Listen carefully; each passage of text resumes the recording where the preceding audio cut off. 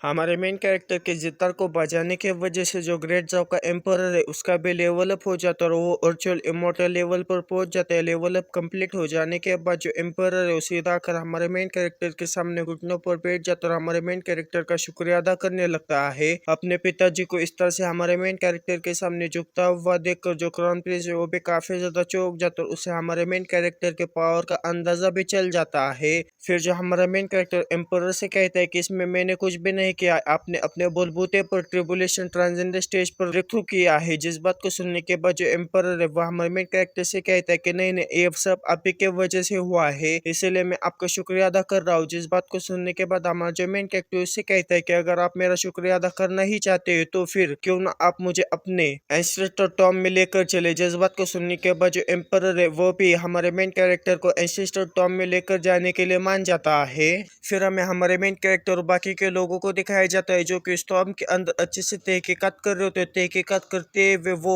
Storm के अंत पर पहुंच जाते हैं। अंत पर पहुंचने के बाद जो एम्परर है वह हमारे मेन कैरेक्टर से कहता है कि यहाँ पर स्टॉर्म का अंत हो जाता है। इतनी देर से हम स्टॉर्म के अंदर है लेकिन मुझे यहाँ पर कोई भी अजीब सी चीज नहीं मिली है। एम्परर के इतना कहने के साथ हमारे जो होंगे वो अपने हाथों में एनर्जी इकट्ठा करते उस दीवार के ऊपर हमला कर देते हैं। जैसे हमारे होंग का हमला उस दीवार से टकरा जाता है वैसे वो जो दीवार है वो पूरी तरह से गायब हो जाती है। दीवार के पीछे हमें एक अलग ही दरवाजे को दिखाया जाता है। जिस दरवाजे को देखने के बाद जो एम्परर काफी ज्यादा चौंक जाता है और कहता है कि आखिर ये क्या है, आखिर ये एंसेस्टर टॉम के अंदर इस तरह की चीज कैसे हो सकती है, मुझे इसके बारे में बिल्कुल भी नहीं पता था। और जो रैट है वो दरवाजे को देखते हुए कहती है कि दरवाजा कितना ज्यादा सुंदर दिख रहा है, हालांकि मुझे ऐसा लगता है कि ये कोई इल्यूजन हो सकता है जिसके वजह से मैं इसे टच नहीं कर सकता। रैट की ये बात सुनने के बाद हमारा जो मेन कैरेक्टर अपने मन में कहता है कि जो स्टार गेट है वो डेफिनेटली यहाँ पर एग्जिस्ट करता है लेकिन वो अभी तक पूरी तरह से इस दुनिया में मटेरियलाइज्ड यानी कि इस दुनिया में नहीं आया है। मुझे ऐसा लगता है कि इसे पूरी तरह से एक्टिवेट करने के लिए किसी न किसी तरह की कीमत चुकानी पड़ती होगी। इतना सोचने के बाद हमारा जो मेन कैरेक्टर एम्परर से कहता है कि एम्परर जाओ, क्या आप मुझे बता सकते हैं कि आखिर ये डायनेस्टी कब से यहाँ पर है। जिस बात को सुनने के बाद जो एम्परर है वह हमारे मेन कैरेक्टर से कहते हैं कि 1.5 मिलियन सालों से ये जो ग्रेट जाओ डायनेस्टी है वो यहाँ पर एग्जिस्ट करती है। जिस बात को सुनने के बाद जो हमारा मेन कैरेक्टर एम्परर से कहता है कि ग्रेट जाओ डायनेस्टी यहाँ पर बनने से पहले यहाँ पर कोई और दूसरी कंट्री या फिर फोर्सेस रहा करती थी। जिस बात को सुनने के बाद जो एम्परर है वह हमारे मेन कैरेक्टर से कहता है कि अभी के जो हिस्टोरिकल रिकॉर्ड्स है उसके हिसाब से हमारे जाओ डायनेस्टी बनने से पहले यहाँ पर कई सारे लोग रहा करते थे, लेकिन वो लोग कौन थे और अभी कहाँ पर ये ढूंढना काफी ज्यादा मुश्किल है। जिस बात को सुनने के बाद हमारा जो मेन कैरेक्टर कहता है कि इसका ये मतलब है कि जो स्टार गेट है वो काफी ज्यादा समय से यहाँ पर है, हालांकि इसके बारे में रिकॉर्ड्स में लिखा गया होगा लेकिन काफी ज्यादा उथल पुथल और काफी ज्यादा डायनेस्टी और कंट्रीज बदलने की वजह से वो सारे के सारे जो रिकॉर्ड्स है वो पूरी तरह से खत्म हुए होंगे और जो जाओ डायनेस्टी उन्हें ये जगह काफी ज्यादा अच्छी लगी होगी, इसीलिए उन्होंने यहाँ पर टॉम बना दिया होगा। फिर जो हमारा इतना सोचने के बाद हमारा जो मेन कैरेक्टर होंग से कहते हैं कि क्या तुम्हें इसके बारे में कुछ पता चला। जिस बात को सुनने के बाद जो होंगे वो हमारे मेन कैरेक्टर से कहता है कि मैंने स्टार गेट्स के बारे में पहले सिर्फ रूमर्स में सुना था, इसके बारे में मुझे कोई पक्का सबूत नहीं था, इसीलिए मैंने जानबूझकर यहाँ पर हमला किया, लेकिन मुझे नहीं पता था कि यहाँ पर सचमुच में स्टार गेट एग्जिस्ट करता है, जिसके वजह से मैं इसके बारे में आपको ज्यादा कुछ नहीं बता सकता। जिस बात को सुनने के बाद जो हमारे मेन कैरेक्टर होंगलोंग से कहता है कि तो फिर मुझे तुम्हें जो कुछ भी पता है उसके बारे में बता दो, चाहे वो अफवाह ही क्यों ना हो।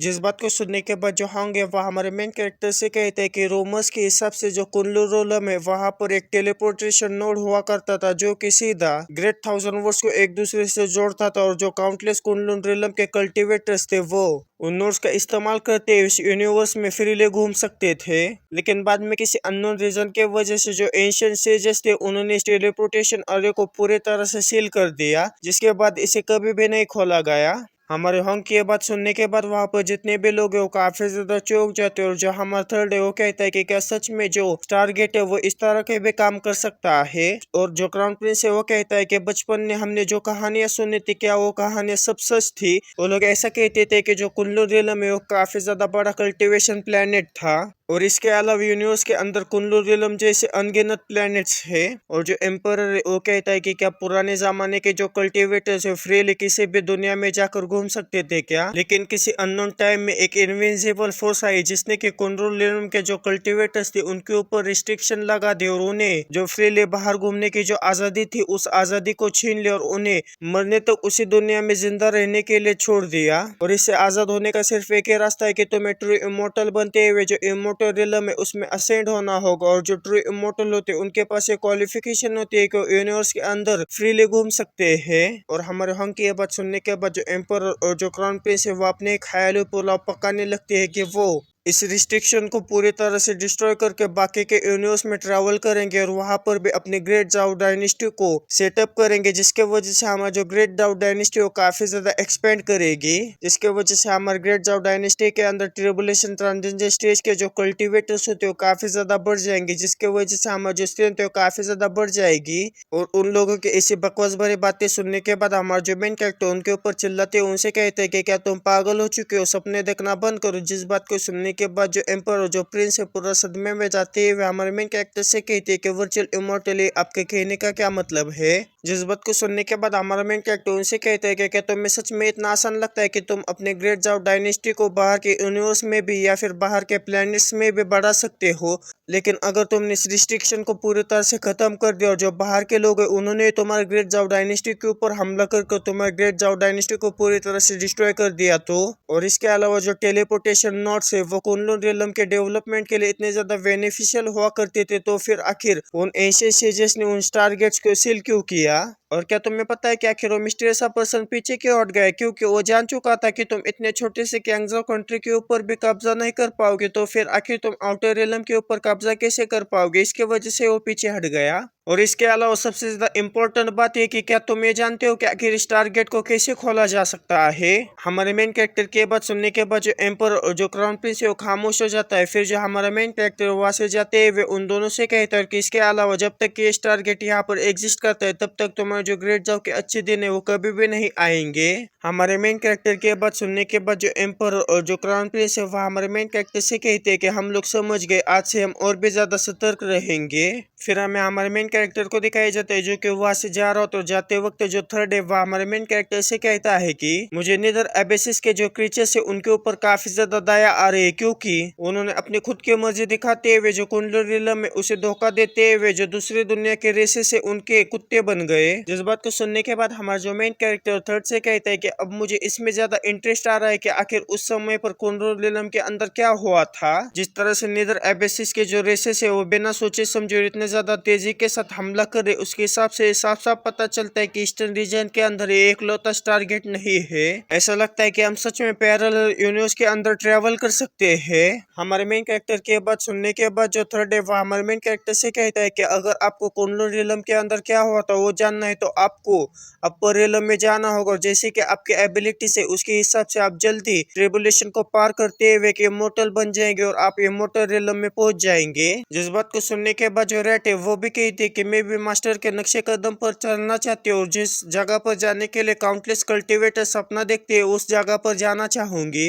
जिस बात को सुनने के बाद जो होंगे उन दोनों से कहती है कि जो इमोर्टल रियलम है वो लोअर रियलम से भी काफी ज्यादा क्रूर है, क्योंकि वहां पर भी स्ट्रॉन्ग लोग कमजोर लोगों का शिकार करते हैं, लेकिन काफी ज्यादा क्रूर तरीके से। और साथ ही में जो होंगे वो अपने मन में कहते हैं कि ट्रिबुलेशन पार करने के बाद जब मैं इमोर्टल बना और इमोर्टल रियलम में जाने का समय आया, लेकिन मैं इमोर्टल रियलम में नहीं गया बल्कि मैं सेंट्रल रीजन में रहकर खुद को और भी ज्यादा मजबूत बनाने में जुट गया। मैंने ये सब इसके वजह से किया क्योंकि मैंने ऐसा सुना था कि जो इमोर्टल रियलम है वो काफी ज्यादा स्ट्रिक्ट हायरार्की है, और आजकल वो भी अपने आप को इमोर्टल समझते हैं जो कि हवा और पानी को कंट्रोल कर सकते हैं, लेकिन अगर वो अपर रियलम में असेंड हो जाएंगे तो उन्हें फिर से नीचे से शुरुआत करनी पड़ेगी। लेकिन जिसके इमोर्टल रियलम में कनेक्शन काफी ज्यादा अच्छे और उनके जो सीनियर है वो ऊपर की तरफ है, तो उनके लिए काफी ज्यादा अच्छी सिचुएशन बनेगी। लेकिन इसके बिल्कुल उल्टा मैंने सेंट्रल रीजन के अंदर काफी ज्यादा बड़े बड़े ताकतों को काफी ज्यादा नुकसान पहुंचाई, जिसके वजह से वो लोग मेरे ऊपर काफी ज्यादा गुस्से। और अगर मैं गलती से भी इमोर्टल रिलम में असेंड हो गया तो मुझे भी नीचे से शुरुआत करनी पड़ेगी, जिसके वजह से मेरे जो अपर रिलम के जो दुश्मन है वो मुझसे कई गुना ज्यादा स्ट्रांग हो गए, जो कि मुझे चींटी की तरह मसल कर खत्म कर सकते हैं। इतना सोचने के बाद जो होंगे वो थर्ड से कहता है कि इमोर्टलिटी को पाना इतना आसान नहीं है जितना कि तुम्हें लगता है।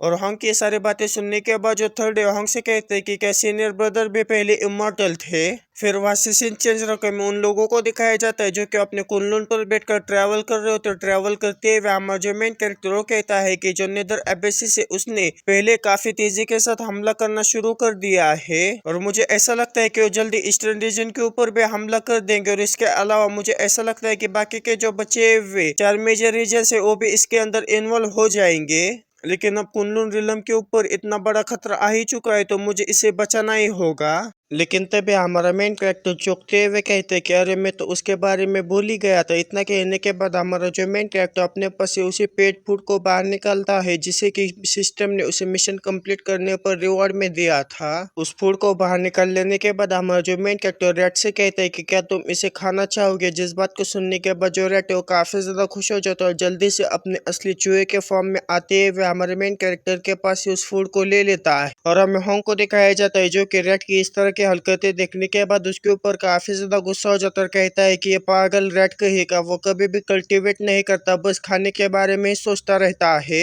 और इसके अलावा उसके पास ग्रेट लव इमोर्टल बॉडी है, वो उस बॉडी का बिल्कुल भी इस्तेमाल नहीं करता, वो पूरा का पूरा कचरा है। लेकिन तभी हमें रेड को दिखाया जाता है वो उस खाने को खा लेता है जिसे कि हमारे मेन कैरेक्टर ने दिया होता है। जैसे उस खाने को खा लेता है वैसे उसके अंदर से काफी ज्यादा एनर्जी बाहर निकलने लगती है, क्योंकि हमारा जो रेड का कल्टीवेशन लेवल है वो बढ़ रहा होता है। इसे देखने के बाद जो होंगे वो काफी ज्यादा चौंक जाता है और देखते ही देखते हमारा जो रेड है वो अर्ली महायाना रिलम पर पहुंच जाता है। ब्रेक थ्रू कंप्लीट हो जाने के बाद जो रेड है वो हमारे मेन कैरेक्टर से कहते हैं कि मास्टर आपने जो मुझे खाना खाने के लिए दिया तो काफी ज्यादा डिलीशियस है, यहाँ तक कि मैंने अपना ब्रेक थ्रू भी कर लिया। और हमारा जो मेन कैरेक्टर अपने मन में कहता है कि मैंने कभी भी एक्सपेक्ट नहीं किया था ये जो पेट फीड है वो डायरेक्टली एक अर्ली डिवाइन ट्रांसफॉर्मेशन स्टेज के कल्टीवेटर को अर्ली महायाना रिलम पर पहुंचा देगा। अगर क्या होगा कि अगर इसने और भी ज्यादा पेट फूड खा लिया, क्या ये खड़े खड़े यहाँ पर इमोर्टल नहीं बन जाएगा। और रेड का इस तरह से लेवल अप होता हुआ देखकर जो थर्ड है वो काफी ज्यादा चौंक जाता है और रेड से कहता है कि सीनियर सिस्टर आप तो देखते ही देखते मेरे जो कल्टीवेशन लेवल है उस कल्टीवेशन लेवल तक पहुंच गई। और जो होंगे वो भी चौंकते हुए कहता है कि आखिर वो किस तरह का स्नैक है, वो देखने में तो काफी ज्यादा मामूली लगता है लेकिन वो काफी ज्यादा खतरनाक ट्रेजर है जिसने कि चूहे का जो कल्टीवेशन लेवल है वो काफी ज्यादा बढ़ा दिया। फिर हमें हमारे मेन कैरेक्टर को दिखाया जाता है जो कि रेड को पेट करते हैं, उसे कहते हैं कि क्या तुम इसे और खाना चाहोगे, जिस बात को सुनने के बाद जो रेड है वो हमारे मेन कैरेक्टर से कहता है कि हाँ मैं और भी खाना चाहूंगा। जिस बात को सुनने के बाद हमारा जो मेन कैरेक्टर चूहे को और भी ज्यादा वो स्नैक्स खाने के लिए दे देता है। इतने सारे स्नैक्स को देखने के बाद वो जो चूहा है वो काफी ज्यादा खुश हो जाता है। रेड को स्नैक्स देने के बाद हमारा जो मेन कैरेक्टर है कुनपेंग को भी स्नैक्स देते हुए उससे कहता है कि हाल ही में तुमने काफी ज्यादा अच्छा काम किया है, इसे खा लो। और जैसे कुनपेंग उस स्नैक्स को खाता है वैसे उसकी जो कल्टीवेशन लेवल है वो भी बढ़ जाती है, जिसे देखने के बाद जो थर्ड है वो काफी ज्यादा चौंक जाता है और कहता है कि जो कुनपेंग है उन्होंने भी वो स्नैक खा लिया, जिसके वजह से उसका भी कल्टीवेशन लेवल काफी ज्यादा बढ़ गया। और जो होंगे वो चिढ़ते हुए कहता है कि स्नैक्स की उन्हें जरूरत है जो कि काफी ज्यादा ध्यान लगाकर कल्टीवेशन करते हैं, ना कि उन लोगों के लिए जो कि सिर्फ दिन भर बैठे रहते हैं। इन स्नैक्स की हमें सबसे ज्यादा जरूरत है। और इसके अलावा मुझे ऐसा लगता है कि स्नैक्स से जरूरी कोई ना कोई साइड इफेक्ट जरूर होगा, जिसके वजह से अगर इसने मुझे जबरदस्ती भी खिलाने की कोशिश की तब भी मैं इसे नहीं खाऊंगा। फिर हमें हमारे मेन कैरेक्टर को दिखाया जाता है जो कि रेड की तरफ देख रहा होता है, क्योंकि इतने सारे बैग्स खाने के बावजूद भी जो रेड का कल्टीवेशन है वो ज्यादा नहीं बढ़ा होता, जिसे देखने के बाद हमारा जो मेन कैरेक्टर समझ जाता है कि बार बार स्नैक्स को खाने के बाद उसका जो इफेक्ट है वो काफी ज्यादा कम हो जाता है। लेकिन तभी हमें होंग को दिखाया जाता है जो कि टेलीपैथी का इस्तेमाल करते हुए रेड से कहता है कि जरा इधर आओ। जिस बात को सुनने के बाद जो रेड है वो भी काफी तेजी के साथ होंग के पास जाते हुए उसे कहता है कि सीनियर ब्रदर ने मुझे बुलाया है कि आपको मुझसे कुछ चाहिए। रेड के करीब आ जाने के बाद जो होंगे वो धीमी आवाज में रेड से कहता है कि मैं तुमसे बस ये कहना चाहता हूँ कि मास्टर ने तुम्हें जो चीज खाने के लिए दी है वो जहरीली है। होंग की बात सुनने के बाद जो चूहा है वो काफी ज्यादा चौंक जाता है और होंग से कहता है कि नहीं नहीं मास्टर मुझे कभी भी चोट नहीं पहुंचाएंगे, जाएंगे। और इसके अलावा इसे खाने के बाद मेरे जो कल्टीवेशन लेवल है वो काफी ज्यादा बढ़ चुकी है। चूहे की बात सुनने के बाद जो होंगे चूहे से कहता है कि हर चीज के दो पहलू होते हैं। जो कल्टीवेटर्स अपनी कल्टीवेशन बढ़ाने के लिए पिल्स खाते हैं उनके अंदर अलग अलग मेडिसिनल प्रॉपर्टीज होती है।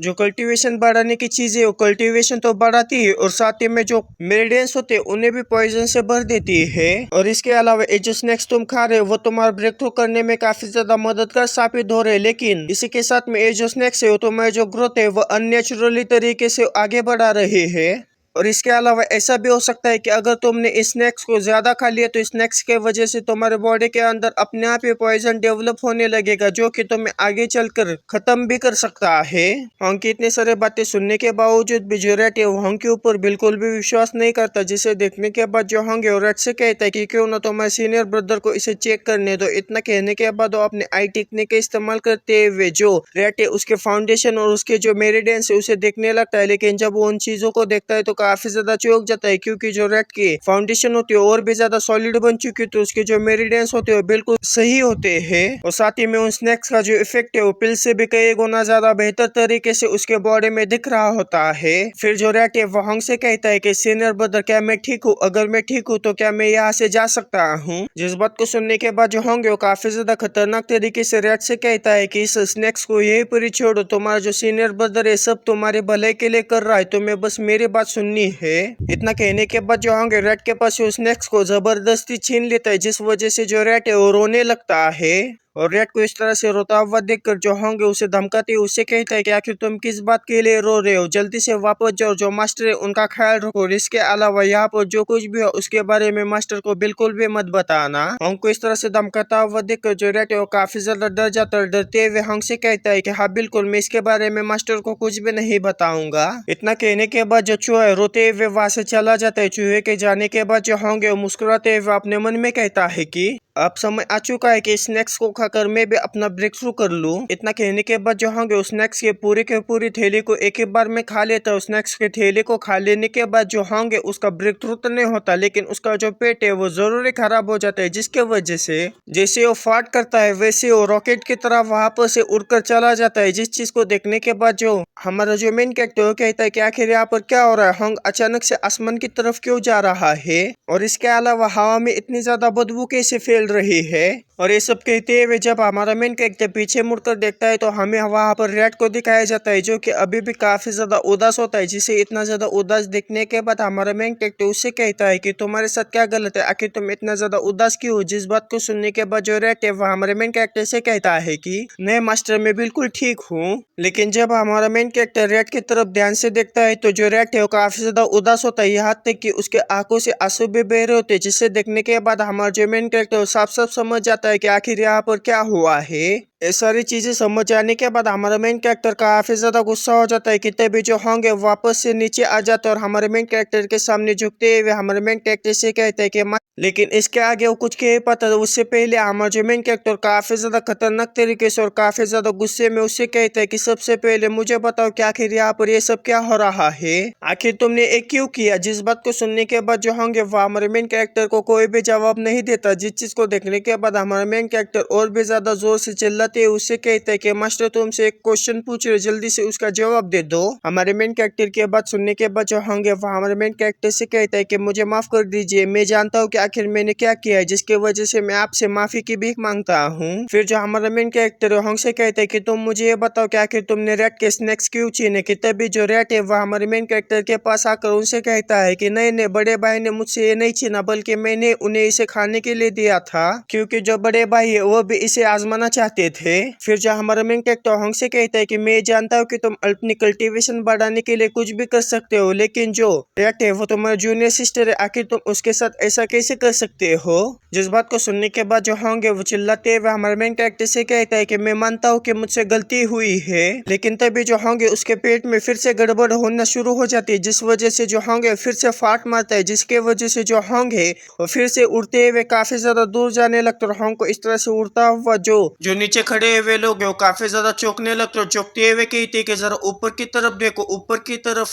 फिर एक अजीब सा आवाज निकालते हुए उड़ रही है। फिर हमें कुछ समय बाद का सीन दिखाया जाता है जहाँ पर जो होंगे उसका पेट बिल्कुल साफ हो जाता है। पेट साफ हो जाने के बाद वो हमारे मेन कैरेक्टर के पास आकर उसे कहता है कि मेरा जो पेट है वो पूरी तरह से साफ हो चुका है, जिसके वजह से मैं आपकी पनिशमेंट लेने के लिए तैयार हूँ। आप बस मुझे अपनी पनिशमेंट दीजिए। जिस बात को सुनने के बाद हमारा जो मेन कैरेक्टर होंग से कहता है कि मैं जानता हूँ कि तुम्हारे अंदर कितना ज्यादा आत्मसम्मान है, जिसके वजह से अगले 3 महीनों तक तुम जो रेट है उसकी देखभाल करोगे। रेट चाहे तुमसे कुछ भी करने के लिए कहे तुम्हें वो चुपचाप करना होगा। जिस बात को सुनने के बाद जो होंगे अपने मन में कहते हैं कि मैंने कभी भी नहीं सोचा था कि एक दिन मुझे रेट को सर्व करना होगा। इतना सोचने के बाद जो होंगे वो हमारे मेन कैरेक्टर से कहता है कि हाँ बिल्कुल आपने जैसा कहा है मैं बिल्कुल वैसा ही करूंगा। फिर वहां से सीन चेंज होकर एक उड़ने वाली शिप को दिखाया जाता है जिसके के अंदर कुछ कल्टीवेटर्स बैठे होते हैं जो कि आपस में बातें कर रहे होते हैं कि जो मेडिसिन किंग वैली है वो जल्दी खुलने वाली है। फिर हमें मेडिसिन किंग वैली के बारे में बताया जाता है कि जो मेडिसिन किंग वैली है वो एक सुप्रीम ट्रेजर है जिसके के अंदर काफी ज्यादा अपॉर्चुनिटीज मिलती है।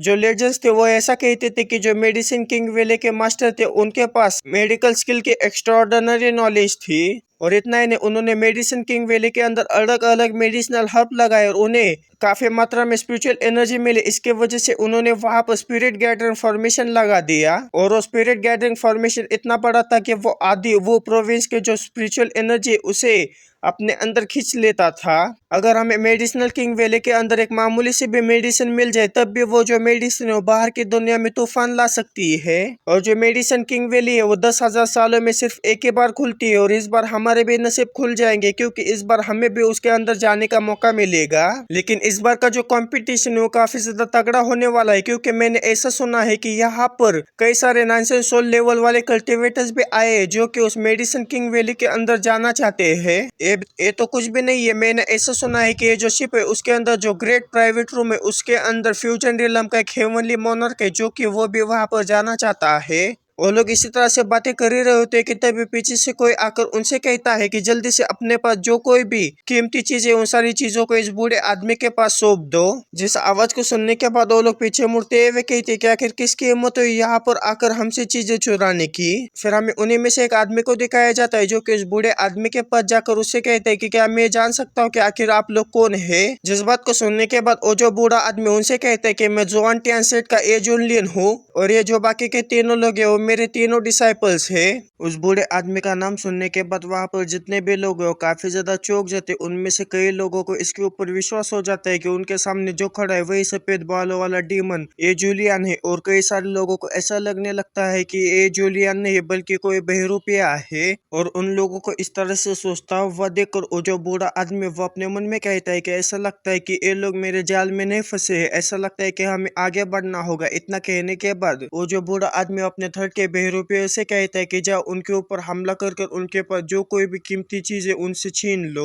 जिस बात को सुनने के बाद जो नकली लिऊ जी है वो उन लोगों के ऊपर हमला करते है। उनसे कहता है कि जो लोग जानते हैं कि उनके लिए क्या अच्छा है उन्हें अपनी सारी कीमती चीजें सौंप देनी चाहिए, नहीं तो मुझे तुम्हें काटने पर मजबूर मत करो। नकली लिऊ जी की धमकी सुनने के बाद वहां पर खड़े हुए जितने भी लोग हो काफी ज्यादा डरने लगते और अपने पास से जो स्पेस रिंग है वो निकाल कर नकली लिऊ जी को देने लगते हैं। फिर जो नकली लिऊ जी है वो दूसरे मंजिले वाले लोगों के ऊपर चिल्लाते उनसे कहता है कि ऊपर जो कोई भी बैठा है वो जल्दी से नीचे आ रहा, अपनी जो स्पेस रिंग है वो मुझे सौंप दे, नहीं तो मुझे रूथलेस बनने पर ब्लेम मत करना। लेकिन काफी ज्यादा समय गुजर जाने के बाद भी ऊपर वाले मंजिले से जो नकली लिऊ जी उसे कोई भी रिप्लाई नहीं आता, जिसे देखने के बाद जो लिऊ जी है वो ऊपर जाते हुए कहता है कि आखिर ऊपर बैठे हुए जो लोग है वो मरे होने का नाटक क्यों कर रहे, क्या आप चाहते हैं कि मैं खुद ही आपके पास और आपसे निपटूं। और नकली लिऊ जी को ऊपर जाता हुआ देखकर एक पर्सन सामने आते हुए नकली लिऊ जी से कहता है कि ऊपर 2 गेस्ट बैठे जो कि गोंजाओ से आते और उनका जो बैकग्राउंड है वो काफी ज्यादा खतरनाक है, इसीलिए ऊपर जाने से पहले एक बार सोचिए। जिस बात को सुनने के बाद जो नकली लिऊ जी वो कहता है कि इससे कोई भी मैटर नहीं करता कि आखिर उसका बैकग्राउंड क्या है, वो कितना भी ज्यादा पावरफुल क्यों ना हो, लेकिन उसे मेरे मास्टर के सामने आकर खड़ा ही होना होगा। उसके पास जो कोई भी चीज है उसे देनी ही होगी, नहीं तो मेरे मास्टर एक्शन मोड में आ गए ना तो यहाँ पर कोई भी जिंदा नहीं बचेगा। नकली लिऊ जी की ये बात सुनने के बाद अंदर जो 2 गेस्ट बैठे होते उनमें से एक गेस्ट कहता है कि हम गोंजाओ के आस्किंग डाउ 6 से आए, क्या इस बार आप हमें जाने दे सकते हैं, हम अगली बार जरूर जो एंटी में आकर इस चीज की भरपाई कर देंगे। आस्किंग दाऊ सीट के बारे में सुनने के बाद जो नकली लिऊ जो काफी ज्यादा चौंक जाता और अपने मन में कहता है कि ये जो आस्किंग दाऊ सेक्ट है वो ईस्टर्न रीजन का दूसरा सबसे बड़ा सेक्ट है और मैंने ऐसा सुना है कि उन्होंने कुछ इमोर्टल्स को भी प्रोड्यूस किया है, लेकिन इससे कोई भी फर्क नहीं पड़ता क्योंकि मैंने ऐसा सुना है कि जो ईस्टर्न रीजन का सबसे ज्यादा पावरफुल फिदर इमोर्टल सेक्ट था उसे भी एजुलिन के सामने घुटनों पर बैठना पड़ा था। इतना सोचने के बाद जो नकली लिऊ जी वो आस्किंग दाऊ सेट के मेंबर से कहता है कि फ्यूचर के बारे में हम बाद में बात करेंगे, सबसे पहले तुम यहाँ पर मेरे सामने आ जाओ। जिस बात को सुनने के बाद जो आस्किंग दाऊ सेट के दोनों मेंबर्स होते हैं वो वहां पर आ जाते हैं। उनमें से बूढ़े आदमी एक होता है जिसका के नाम फान डेंजेंग होता है और जो लड़की होती है उसका नाम मिया ओई होता है। वो दोनों वहां पर पहुंचने के बाद वो दोनों ही नकली लिऊ उजी को घूरने लगते और उन दोनों को इस तरह से घूरता हुआ देखकर जो नकली लिऊ उजी उनके ऊपर काफी ज्यादा भड़क जाता है और उनसे कहता है कि आखिर तुम्हारी हिम्मत कैसी हुई मेरी तरफ इस तरह से घूरने की। नकली लिऊ उजी की बात सुनने के बाद जो माई है काफी ज्यादा गुस्सा हो जाता है और अपने हाथों में एनर्जी इकट्ठा करते उससे कहते कि आखिर तुम्हारी हिम्मत कैसी हुई हमसे इस तरह से बात करने की। और मायो को इतना ज्यादा गुस्सा होता हुआ देखकर जो फैन है उसे कहता है कि इतना भी ज्यादा गुस्सा मत करो, इस मैटर को मेरे ऊपर छोड़ दो। मिया को शांत करने के बाद जो फान है अपने पास से एक स्पेस रिंग निकालकर उस स्पेस रिंग को लिऊ जी को देते हुए अपने मन में कहते हैं कि जो 4 लोगों का ग्रुप है वो बिल्कुल वैसा ही है जैसा कि मैंने रूमर्स में सुना था। हालांकि मैं जो जूलियन है उसके अंदर से किसी भी तरह के वर्चुअल इमोर्टल लेवल के कल्टीवेशन के बारे में सेंस नहीं कर पा रहा हूँ, लेकिन मैंने ऐसा सुना है कि वो अपने कल्टीवेशन छुपाने में काफी ज्यादा स्किल्ड है, जिसके वजह से मुझे और भी ज्यादा सावधान रहने की जरूरत है। फिर जो नकली लिऊ जो फान के पास से उसकी स्पेस रिंग लेते हैं उससे कहते हैं कि तुम्हें पता है कि तुम्हारे लिए क्या अच्छा है, जब मैं वापस जाऊंगा तो मास्टर को ये सारी बातें बता दूंगा। इतना कहने के बाद जो नकली लिऊ जो वहां से जाने लगता है उसे जाता हुआ देखकर जो मिया है वो फान से कहती है कि अंकल फान आखिर आप ये क्या कर रहे हैं। वहां पर का काम खत्म हो जाने के बाद जो नकली जूलिया ने उन लोगों से कहता है कि तुमने जो हमारे लिए काइंडनेस दिखाई उसे मैं कभी भी नहीं भूलूंगा, इसीलिए हम बाद में जरूर मिलेंगे। इतना कहने के बाद वो लोग वहां से चले जाते और हमें मिया को दिखाया जाता है जो कि फान के ऊपर चिल्लाते उससे कहता है कि अंकल फैन आपने मुझे काफी ज्यादा निराश कर दिया है। मिया के बात सुनने के बाद जो फान है मिया से कहता है कि मिस मैं तो आपकी प्रोटेक्शन करने की कोशिश कर रहा था, अगर हमने उसे रिस्पेक्ट नहीं दिखाई होती तो जूलियन का जो क्रूल और जो खूनी नेचर है उसके हिसाब से वह हमें मार डालता। वो तो फिर इमोर्टल सेट को भी अपने सामने घुटनों पर लेकर आया था, तो फिर आखिर हम क्या चीज है। अगर यहाँ पर कुछ गलत होता जिसके वजह से हमारे आस्किंग दाऊ सेट के ऊपर खतरा आता तो मैं इस पाप को कैसे अपने सर पर ढो पाता। इतना कहने के बाद वो वहां से जाने लगते, लेकिन जाते वक्त जो मिया है वो ए जूलियन को काफी ज्यादा गालियां देने लगते और गालियां देते हुए कहते कि आखिर उसकी हिम्मत कैसे हुई इस तरह से लूटपाट मचाने की, आखिर वो अपने आप को क्या सोचता है। जिस बात को सुनने के बाद जो फैन है मिया से कहता है कि कौन जानता है कि आखिर उसकी कल्टीवेशन किस लेवल पर है, उसने तो फिदर इमोर्टल सेट का जो वर्चुअल इमोर्टल था उसे भी मार डाला था जो कि फिदर इमोर्टल सेट के होलिसन का मास्टर था। और मुझे उसके ऊपर काफी ज्यादा दया आती है क्योंकि उसने सोचा कि वो ए जूलियन को काफी आसानी से मार सकता है, इसीलिए वो ए जूलियन को मारने के लिए उसके पास पहुंचा। लेकिन कौन जानता था कि जो ए जूलियन है वो अपने कल्टीवेशन को छुपा रहा है और वो वहां पर ए जूलियन को नहीं बल्कि वही मरने के लिए जा रहा है। जिस बात को सुनने के बाद जो मैं फैन से कहती कि लेकिन इस दुनिया में इतना ज्यादा घटिया आदमी कैसे हो सकता है, मुझे स्ट्रॉन्ग बनकर इसे खत्म करना होगा।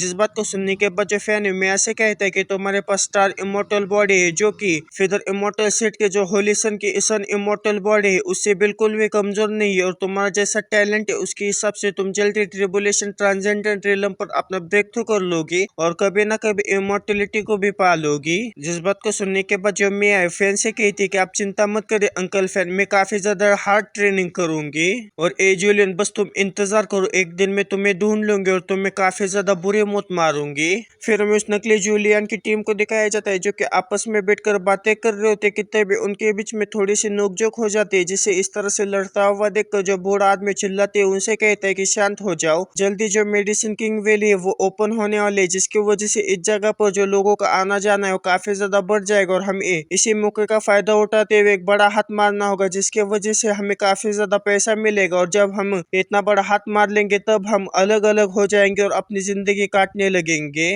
वो लोग इस तरह से आपस में बातें कर ही रहे होते कि तभी हमारा जो कुनपेंग है वो वहां पर पहुंच जाता है। उस कुनपेंग को देखने के बाद वो लोग काफी ज्यादा चौंक जाते हैं और हमारा जो कुनपेंग है काफी तेजी के साथ उन्हें क्रॉस करते हुए आगे जाने लगता है। फिर हमें कुनपेंग के ऊपर का सीन दिखाया जाता है जहाँ पर जो होंगे वो हमारे रेड की काफी ज्यादा अच्छी तरीके से खातिरदारी कर रहा होता है कि तभी हमारा जो मेन कैरेक्टर होंग से कहता है कि हॉन्ग, तुम्हारी जो सजा है वो जल्दी खत्म होने वाली है, लेकिन मैंने तुम्हारे लिए काफी ज्यादा बड़ा तोहफा तैयार किया है, क्या तुम उसे लेना चाहोगे? इतना कहने के बाद हमारा जो मेन कैरेक्टर रेड से कहते हैं कि जल्दी से तुमने जो चॉकलेट आइसक्रीम बनाई उसे लेकर आओ। जिस बात को सुनने के बाद जो रेड है वो चॉकलेट आइसक्रीम तैयार करते हुए उसे हॉन्ग को देने लगता है। जो हमारा मेन कैरेक्टर हॉन्ग से कहता है कि ये इस दुनिया की सबसे ज्यादा डिलीशियस कोल्ड ड्रिंक है और मैं तुम्हें इसीलिए दे रहा हूँ क्योंकि तुमने इस 3 महीनों में काफी ज्यादा कड़ी मेहनत की है। हमारे एक ये बात सुनने के बाद जो हमारा हॉन्ग इस चॉकलेट आइसक्रीम को ले लेता है और उस चॉकलेट आइसक्रीम को घूरते हुए कहते हैं कि क्या मुझे इसे खाना चाहिए। और हॉन्ग को इस तरह से उस चॉकलेट आइसक्रीम को घूरता हुआ देखकर हमारा मेन कैरेक्टर उससे कहता है कि आखिर तुम्हारे साथ क्या गलत है, क्या तुम्हें मास्टर का रिवॉर्ड पसंद नहीं आया है? जिस बात को सुनने के बाद जो हॉन्ग उस चॉकलेट आइसक्रीम को खा लेता है और जैसे उस चॉकलेट आइसक्रीम को खा लेता है वैसे उसे जो चॉकलेट आइसक्रीम काफी ज्यादा पसंद आ जाती है और वो खुश होते हुए अपने मन में कहता है कि मैंने अपनी जिंदगी में इस तरह की चीज कभी भी नहीं खाई है। लेकिन तभी हमारे मेन कैरेक्टर के पास लियू ऊजे आ जाता और हमारे मेन कैरेक्टर से कहता है कि हम वो प्रोविंस में आ चुके हैं और जो मेडिसिन किंग वैली है वो जल्दी खुलने वाली है। लेकिन तभी जो लियू ऊजे उसकी नजर हॉन्ग के ऊपर पड़ जाती है जो कि काफी ज्यादा मजे से चॉकलेट आइसक्रीम को खा रहा होता है। जैसे इस तरह से खाता हुआ देख कर जो लियू ऊजे काफी ज्यादा चौंक जाता और कहता है कि सीनियर ब्रदर लगता है कि वो खा रहे, क्या ऐसा हो सकता है कि ये मास्टर की फाइनल पनिशमेंट हो? सीनियर ब्रदर हम काफी ज्यादा अच्छा दिखावा कर रहे कि उन्हें ये चीज काफी ज्यादा पसंद आ रही है, लेकिन ये दिखावा करना उनके लिए काफी ज्यादा मुश्किल होगा। फिर जो हमारा मेन कैरेक्टर लियू जैसे कहता है कि लेकिन आखिर ये मेडिसिन किंग वैली क्या है? इस बात को सुनने के बाद जो लियू है वह हमारे मेन कैरेक्टर को मेडिसिन किंग वैली के बारे में सारी चीजें बता देता है जो कि मैंने आपको पहले ही बता दी है, जिसके वजह से अब मैं बार बार इन चीजों को रिपीट नहीं करूंगा। लेकिन इसी के साथ में हमारे मेन कैरेक्टर को सिस्टम का मिशन आता है कि तुम्हें मेडिसिन किंग वैली के अंदर चेकिंग करना होगा और तुमने इस मिशन को कंप्लीट किया तो तुम्हें काफी ज्यादा बेनिफिट्स मिलेंगे। मेडिसिन किंग वैली के बारे में सारी जानकारी लेने के बाद और जो सिस्टम है उसके मिशन का पता लगने के बाद हमारा जो मेन कैरेक्टर है वो लियू जी से कहता है कि हमको कई महीनों से इधर उधर भटक रहे, क्यों ना हम मेडिसिन किंग वैली में जाकर कुछ अपॉर्चुनिटीज को ढूंढे। इतना कहने के बाद वो मेडिसिन किंग वैली जहाँ पर ओपन होने वाली उस जगह के लिए निकल जाते हैं। फिर हमें कुछ समय बाद का सीन दिखाई जाता है जहाँ पर हमारा जो मेन कैरेक्टर वो प्रोविंस में पहुंच जाता है। वहां पर पहुंचने के बाद वो जब तक कि मेडिसिन किंग वैली ओपन नहीं होती तब तक एक होटल में रुकने का फैसला कर लेते हैं। होटल के अंदर आ जाने के बाद जो हमारा मेन कैरेक्टर है वहां पर के एक वेटर से कहता है कि हमें एक अच्छा सा कमरा दिखाओ। जिस बात को सुनने के बाद वो जो वेटर है वो हमारे मेन कैरेक्टर को कमरे की तरफ लेकर जाने लगते हैं, लेकिन जाते वक्त जो हॉन्ग जो है वह हमारे मेन कैरेक्टर से कहता है कि लेकिन आखिर हम अपनी पहचान क्यों छुपा रहे हैं। जिस बात को सुनने के बाद हमारा जो मेन कैरेक्टर हॉन्ग से कहता है कि अभी के लिए मेरी जो रेपुटेशन है वो काफी ज्यादा बढ़ चुकी है, जिसके वजह से मेरे जो फॉलोअर्स है और जो फैंस है वो भी काफी ज्यादा बढ़ चुके होंगे, जिसके वजह से मैं अपनी आइडेंटिटी छुपा रहा हूँ। अगर मेरी आइडेंटिटी यहाँ पर रिवील हो जाएगी तो यहाँ पर के जितने भी लोग हैं वो मुझे घेर लेंगे और मुझसे ऑटोग्राफ की डिमांड करेंगे, जो कि हमारे लिए काफी ज्यादा मुसीबत भरा होगा। जिस बात को सुनने के बाद जो होंगे गहरी सी सांस छोड़ते हुए अपने मन में कहता है कि इसका जो लॉजिक है उसे समझने के लिए तुम्हारे पास सुपर दिमाग होना चाहिए, नॉर्मल दिमाग से तुम इसका लॉजिक कभी भी नहीं समझ पाओगे। फिर हमें उन लोगों को दिखाया जाता है जो कि अपने कमरे में आ जाते हैं। अपने कमरे में आ जाने के बाद हमारा जो मेन कैरेक्टर है वेटर से कहते हैं कि क्या यहाँ पर कुछ अच्छा खाने के लिए। जिस बात को सुनने के बाद जो वेटर है वह हमारे मेन कैरेक्टर को मेन्यू कार्ड दिखाते हुए उसके अंदर की सारी जो डिशेस है उसके बारे में सारी चीजें बताने लगते हैं और उन सारी डिशेस को देखने के बाद जो रेट है उसके मुंह से लार टपकने लगता है और कहती है कि ये दिखने में कितनी ज्यादा डिलीशियस है। रेट की बात सुनने के बाद जो वेटर रेट से कहता है कि आपको रेड मीट खाना चाहिए जो कि खाने में काफी ज्यादा डिलीशियस होता है। जिस बात को सुनने के बाद जो रेट है वो पूरा सदमे में जाते हुए और डरते हुए उसे कहती है कि नहीं नहीं मुझे ये नहीं खाना है। और हमारा जो मेन कैरेक्टर खांसते हुए उस वेटर से कहता है कि तुमने हमें जो जो चीजें बताई उसमें से एक एक प्लेट यहाँ पर लेकर आ जाओ। हमारे मेन कैरेक्टर की बात सुनने के बाद वो जो वेटर है काफी ज्यादा खुश हो जाता है क्योंकि हमारे मेन कैरेक्टर को वो एक एटीएम मशीन समझ रहा होता है। इतने सारे खाने को बुलाना यानी कि हमारे मेन कैरेक्टर के पास काफी ज्यादा पैसा होगा। और जो रेट है वो रोते हुए कहती है कि रेट कितने ज्यादा क्यूट होते, आखिर उसने कौन खाना पसंद करेगा। वेटर के वापस जाने के बाद जो लिए मुझे वह हमारे मेन कैरेक्टर से कहता है कि हम कुनपेंग के ऊपर ही बैठकर मेडिसिन किंग वैली का ओपन होने का इंतजार क्यों नहीं कर रहे हैं। जिस बात को सुनने के बाद हमारा जो मेन कैरेक्टर लियू जिससे कहता है कि तुम समझ नहीं रहे हो, तुमने बताया कि मेडिसिन किंग वैली खुलने से ही इतनी हलचल मची हुई है, इसलिए यहाँ पर का जो एटमॉस्फेयर है उसे एक्सपीरियंस करने के लिए हम यहाँ पर आए हैं। क्या पता कि हमें कोई अच्छी सी चीज मिल जाए। वो लोग इसी तरह से बातें कर रहे होते कि तभी हमारे जो होंगे उन्हें शांत करते हुए धीमी आवाज में उनसे कहते हैं कि ऐसा लगता है कि कोई तो हमारे बारे में ही बातें कर रहा है। जिस बात को सुनने के बाद जो हमारा मेन कैरेक्टर होंग से कहते हैं कि नेचुरली यहाँ पर मेरे काफी ज्यादा फैंस हो गए जो कि मैंने बीते कुछ दिनों में जो कुछ भी किया है उसके बारे में बातें कर रहे होंगे, जरा मुझे भी सुनने दो कि आखिर वो मेरे बारे में कितनी ज्यादा अच्छी बातें कर रहे हैं। इतना कहने के बाद हमारा जो मेन कैरेक्टर वहां पर के लोगों के जो बातें होती है वो ध्यान से सुनने लगता है, जहाँ पर नकली एजुलियन ने उनके साथ जो कुछ भी किया होता है उस वजह से वहां पर जितने भी लोग होते हैं वो एजुलियन के ऊपर काफी ज्यादा गुस्सा होते हैं और इसीलिए वो एजुलियन को काफी ज्यादा गालियां दे रहे होते हैं। जिन लोगों की ये बातें सुनने के बाद जो लिऊ जी उनके ऊपर काफी ज्यादा गुस्सा हो जाता है, जल्दी से अपने शर्ट के ऊपर हाथ रखते हुए कहता है कि आखिर उन लोगों की हिम्मत कैसे हुई मेरे मास्टर के बारे में इस तरह से बातें करने की। लेकिन हमारे मेन कैरेक्टर को इस तरह से गाली पड़ता हुआ देखकर जो होंगे वो काफी ज्यादा खुश हो रहा होता है। फिर जो हमारा मेन कैरेक्टर लिऊ जी को शांत करते हुए उसे कहता है कि इतना भी ज्यादा गुस्सा मत हो, मुझे ऐसा लगता है कि किसी ने मेरा नाम इस्तेमाल करते हुए इन लोगों को लुटा है जिसके वजह से वो मेरे ऊपर इतना ज्यादा गुस्सा है।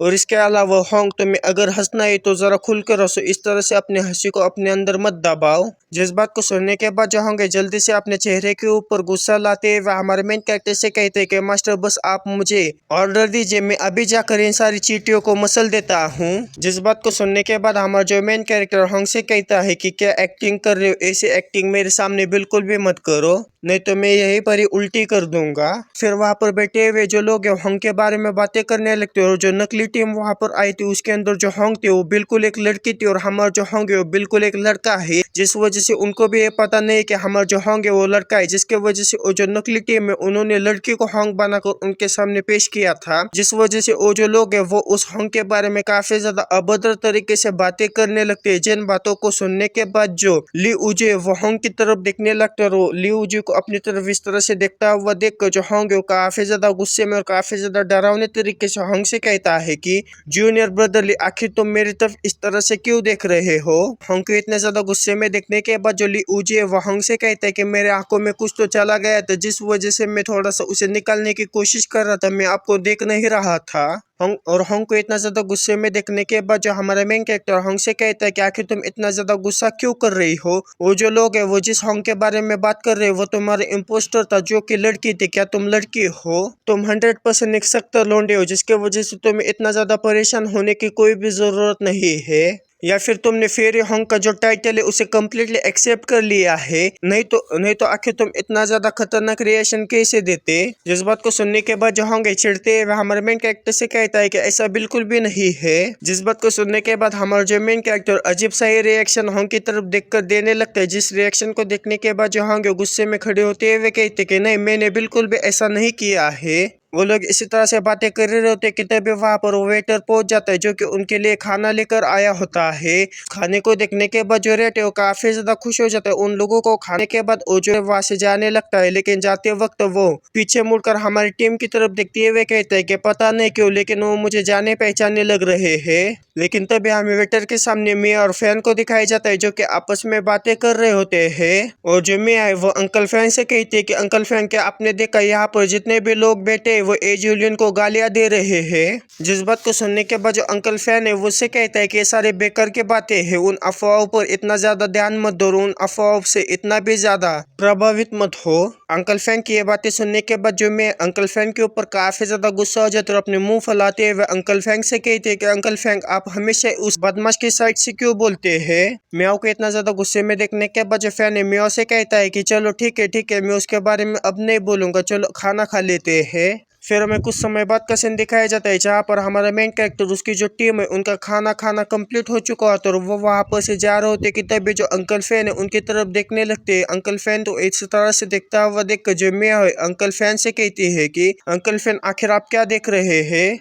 मिया की बात सुनने के बाद जो फैन है मिया से कहता है कि मैं उनकी स्ट्रेंथ को महसूस कर सकता हूँ, उनकी जो स्ट्रेंथ है वो काफी ज्यादा है, स्पेशली उन्हें जो लीड कर रहा है वो जो है वो काफी ज्यादा पावरफुल है, उसके सामने मैं भी चींटी की तरह लग रहा हूँ। फैन की ये बात सुनने के बाद जो मिया काफी ज्यादा चौंक जाता है, कहती कि आखिर कैसे पॉसिबल है, यहाँ पर एक और वर्चुअल इमोर्टल कैसे हो सकता है, अभी तो हमने एजुलिन से मुलाकात की थी तो फिर आखिर अचानक से यहाँ पर एक और वर्चुअल इमोर्टल कैसे आ सकता है। मिया की ये बात सुनने के बाद जो फैन है मिया से कहता है कि आफ्टर ओवरऑल जो मेडिसिन किंग वैली है वो खुलने वाली है, जिसके वजह से इसने काफी सारे पावरफुल कल्टीवेटर्स को अपने तरफ अट्रैक्ट किया होगा, जिसके वजह से इतने सारे पावरफुल कल्टीवेटर्स यहाँ पर आ रहे हैं। मैं बस आपसे एक ही बात कहना चाहता हूँ कि अगर आप यहाँ पर से बाहर जाएंगे तो किसी से भी झगड़ा मत मोल लेना, हमारे लिए सावधान रहना ही बेहतर होगा। फिर हमें शाम के वक्त का सीन दिखाया जाता है जहाँ पर डेमन एबेसिस के जो स्नेक डेमंस होते हैं वो उसी होटल में पहुंच जाते हैं जहाँ पर हमारा मेन कैरेक्टर ठहरा होता है। वहां पर पहुंचने के बाद उन्हीं में से एक स्नेक उनके लीडर से कहता है कि क्या हमें अब वो सारी चीजें करना शुरू कर देना चाहिए। जिस बात को सुनने के बाद उनको जो लीडर होता है वो एविल स्नेक क्लैन का हाई प्रीस्ट होता है जिसका के नाम एलुगु होता है, उससे कहता है कि आज हम इस होटल के अंदर नरसंहार करना शुरू कर देंगे, जल्दी से जाकर जो